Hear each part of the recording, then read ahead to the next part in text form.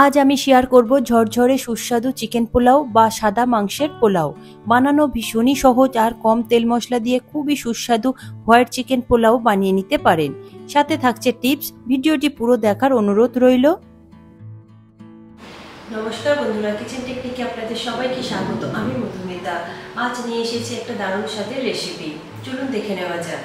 White chicken পোলাওর জন্য আমি নিয়েছি এখানে মেজারিং কাপে 4 কাপ বাসমতি চাল।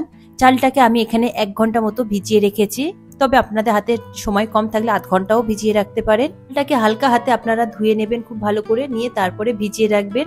আমি এই কাপ মেপে আমি 4 কাপ চাল নিয়েছি। আমি এই কাপ মেপে আবার জলটাও দেব, এতে করে সুবিধে হবে। তা না হলে কিন্তু জল বেশি পড়লে পোলাওটা একদমই নরম হয়ে যাবে, ভালো লাগবে না, ঝরঝরেও হবে না। আপনারা খেয়াল রাখবেন যে পাত্র মেপে আপনারা চালটা নেবেন ঠিক সেই পাত্র মেপে আপনারা জলটা দেবেন, তাহলে সঠিক পরিমাপ হবে। পোলাওর জন্য নিয়েছি এখানে 800 গ্রাম চিকেন। চিকেনটা আপনারা যে কোনো পিস নিতে পারেন, তবে চিকেনটা একটু ছোট সাইজ করে রাখবেন, এতে করে তাড়াতাড়ি সিদ্ধ হয়ে যাবে। আমি এখানে চিকেনের সব রকম পিস নিয়েছি, আর লেগ পিস দুটো নিয়েছি। লেগ পিস দুটো একটু করে কাট দিয়ে নেবেন, এতে করে মশলাটা ভালোভাবে ঢুকবে। নিয়েছি আমি এখানে 3-4টে মতো আলু। বড় আলু হলে 4 পিস করবেন, আর ছোট আলু হলে 2 পিস করবেন। আমি এইভাবে কেটে নিয়েছি। এরপর নিয়েছি একটা বড় সাইজের পেঁয়াজ। পেঁয়াজটা খুব পাতলা পাতলা করে ঝিরি করে কেটে নিয়েছি। আপনারাও ঠিক এইভাবে কেটে নেবেন, এতে করে রান্নাটাও তাড়াতাড়ি হবে আর পেঁয়াজটা খুব তাড়াতাড়ি গলেও যাবে। আর নিয়েছি এখানে একটা মিডিয়াম সাইজের টমেটো। টমেটোটাও আমি পাতলা করে কেটে নিয়েছি। দেখুন, নিয়েছি এখানে হাফ কাপ পরিমাণে টক দই। টক দইটা রুম টেম্পারেচারে টক দই নেবেন, ফ্রিজের টক দই নেবেন না। আর খুব ভালো করে একটু ফেটিয়ে নেবেন। নিয়েছি একটা কড়াই। কড়াইটা গরম হলে দিয়ে দেব 4 টেবিল চামচ পরিমাণে সাদা তেল। খুব ভালো করে একটু গরম করে নেবেন। দেখুন তেলটা গরম আমার হয়ে গিয়েছে। এরপরে দিয়ে দেব কেটে রাখা আলুর টুকরোগুলো। আলুর টুকরোগুলো দিয়ে গ্যাসের ফ্লেমটা মিডিয়াম টু হাইতে রেখে একটু হালকা লাল করে ভেজে নেবেন, খুব বেশি কালার করবেন না। আর এখানে নুন হলুদ দিয়ে ভাজবেন না, যেহেতু এটা সাদা পোলাও হবে। দেখুন আলুগুলো আমি বেশ উল্টে পাল্টে ভালো করে ভেজে নিয়েছি। এরপরে ঝাঁঝরি সাহায্যে তেল থেকে তুলে নিয়ে একটা বোলের মধ্যে আমি রেখে দেব। এর থেকে বেশি আপনারা আলুর কালার করবেন না।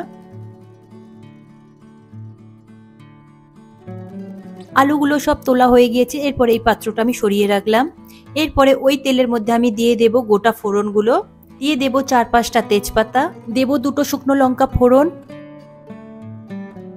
আর দেব 5টা মতো এলাচ, দেব 10-12টা মতো লবঙ্গ, দেব হাফ চা চামচ গোটা গোলমরিচ, আর দিয়ে দেব একটা বড় দারচিনির টুকরো,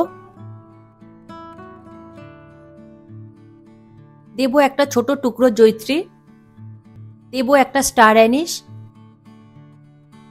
দেব হাফ চা চামচ সাহা জিরে। আপনাদের কাছে সাহা জিরে না থাকলে নর্মাল জিরেটা দিতে পারেন। মশলা দিয়ে গ্যাসের ফ্লেমটা লোতে রেখে 15 থেকে 20 সেকেন্ড মতো একটু ভেজে নেব। সুন্দর একটা ফ্লেভার বের হলে তারপরে দিয়ে দেব কেটে রাখা পেঁয়াজ। পেঁয়াজ দিয়ে গ্যাসের ফ্লেমটা হাইতে দিয়ে পেঁয়াজটাকে একটু ভালো করে ভেজে নেব, তবে কালার করবার দরকার নেই, হালকা একটু ব্রাউন কালার হলেই হবে।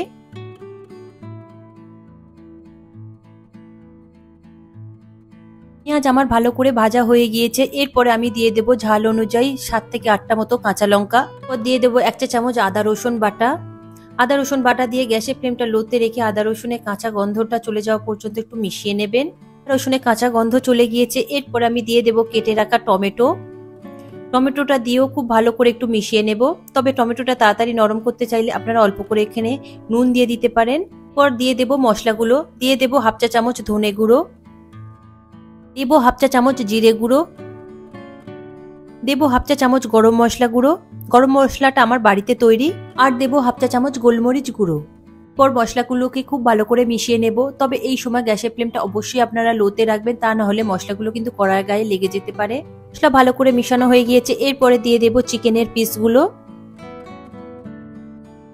চিকেনের পিসগুলো মশলার সাথে খুব ভালো করে একটু মিশিয়ে নেব, তবে এই সময় আপনারা গ্যাসের ফ্লেমটা হাইতে দিতে পারেন। ভালো করে আমার মিশানো হয়ে গিয়েছে। এরপরে আমি দিয়ে দেব স্বাদ অনুযায়ী নুন।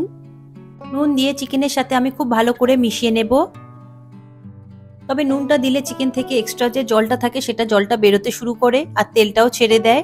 পরে দিয়ে দেব হাফ কাপ টক দই। টক দইটা আপনারা অবশ্যই ফেটিয়ে নেবেন।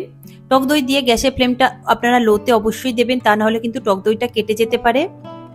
টক দই দিয়ে আমি খুব ভালো করে একটু মিশিয়ে নিচ্ছি। টক দই দেওয়ার সাথে সাথে চিকেন থেকে তেল আর জলটা খুব সুন্দরভাবে রিলিজ করে দেবে। এটা খুব ভালো করে কষানো হয়ে গিয়েছে। এরপরে দিয়ে দেব ভেজে রাখা আলু। আলু দেওয়ার পরে চিকেনের সাথে খুব ভালো করে একটু মিশিয়ে নেবেন। দেখুন আমি খুব ভালো করে একটু মিশিয়ে নিচ্ছি। চিকেনটা আমার খুব ভালো করে মিশানো হয়ে গিয়েছে। এরপরে আমি এটাকে ঢেকে দেবো 8 থেকে 10 মিনিটের জন্য। গ্যাসের ফ্লেমটা লোতে দিয়ে এরপরে দেখুন ঢাকা খুলে আমি দেখছি চিকেন আর আলু আমার 50% পর্যন্ত সিদ্ধ হয়ে গিয়েছে। এরপরে জল দিয়ে দেবো আমি হাফ কাপ পরিমাণে। খুব একটা বেশি জল দেবেন না, যেহেতু চিকেনে অনেকটা জল উঠেছে। জল দিয়ে গ্যাসের ফ্লেমটা লোতে রেখে আমি আরো 5 থেকে 7 মিনিট মতো সিদ্ধ হতে দেব। চিকেন আর আলুটা যাতে 80% পর্যন্ত সিদ্ধ হয় ঠিক ততটাই করে নেবেন, 100% করবেন না, যেহেতু এরপরে চাল দিয়ে আবারও সিদ্ধ হবে। 7 মিনিট পরে আমি দিয়ে দেব জল ঝরিয়ে রাখা বাসমতি চাল। চাল দিয়ে গ্যাসের ফ্লেমটা হাইতে রেখে মাংস আলুর সাথে চালটাকে খুব ভালো করে মিশিয়ে নেব। তবে যেটা করবেন আলতো হাতে করবেন, তা না হলে চালটা কিন্তু ভেঙে যেতে পারে।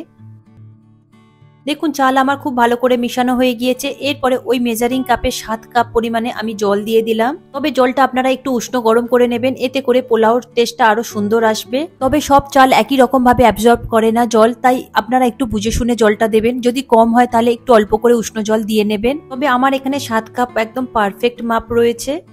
এরপরে খুব ভালো করে মিশিয়ে নেব। মেশানো হয়ে গেলে ঢেকে দেব 10 থেকে 15 মিনিটের জন্য। তবে গ্যাসের ফ্লেমটা আপনারা লোতে রাখবেন, তা না হলে কিন্তু জলটা কমে যাবে আর ভাতটা একদমই সিদ্ধ হবে না। 15 মিনিট পরে আমি ঢাকা খুলে দেখছি, দেখুন আমার ভাতটা পুরো সিদ্ধ হয়ে গিয়েছে। আমি উপর থেকে একটু কুচনো ধনেপাতা ছড়িয়ে দিলাম, দিয়ে আরো একবার আমি খুব ভালো করে মিশিয়ে দিয়ে এটাকে ঢেকে দিলাম 5 মিনিটের জন্য। 5 মিনিট পরে আমি উপর থেকে 1 চা চামচ পরিমাণে ঘি দিয়ে দিলাম। দিয়ে আপনারা একটু 10 মিনিটের জন্য স্ট্যান্ডিং টাইমে রেখে দেবেন, তারপরে পরিবেশন করে নেবেন। রেডি হয়ে গিয়েছে আমার হোয়াইট চিকেন পোলাও বা সাদা মাংসের পোলাও। একদম পারফেক্ট হয়েছে, একদম ঝরঝরে হয়েছে, ভীষণই সুস্বাদু খেতে হয়েছে। আপনারা এইভাবে একবার বানিয়ে দেখুন, আপনাদেরও ভীষণ ভালো লাগবে।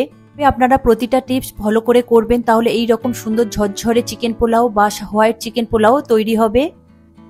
আলু আর মাংসটা পারফেক্ট ভাবে সিদ্ধ হয়েছে আর চালটাও খুব সুন্দরভাবে সিদ্ধ হয়েছে, যা একদম ঝরঝরে হয়েছে, কোনোটা চাল একটুও ভেঙে যায়নি। রেডি হয়ে গেল হোয়াইট চিকেন পোলাও।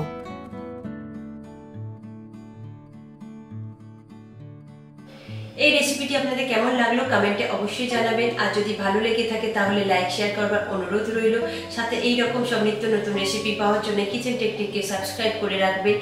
আজ তাহলে এই পর্যন্ত, আবারও দেখা হবে অন্য কোনো রেসিপির সাথে। সবাই ভালো থাকবেন, সুস্থ থাকবেন, আর ভিডিওটি পুরো দেখার জন্য অসংখ্য ধন্যবাদ।